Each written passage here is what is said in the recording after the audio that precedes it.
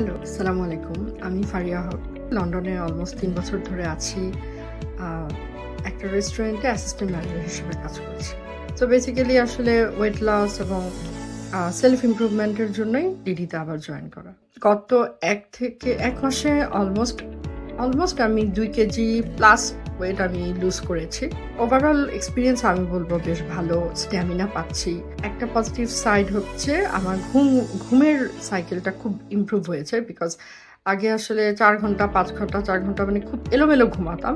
এখন ট্রাই করি যে ডিডির ডিরেকশন মতো যেন at least ৮ hour 7 to 8 hour sleep আমি মেইনটেইন করার ট্রাই করি। আশা করছি যে অন্যান্য যে জিনিসগুলো আমি আরো ইমপ্রুভ করতে চাচ্ছি, হেয়ার ফল বা হচ্ছে স্নোরিং এর প্রবলেম, আশা করি ডিডির সাথে আমি এই প্রবলেমগুলো ওভারকাম করব।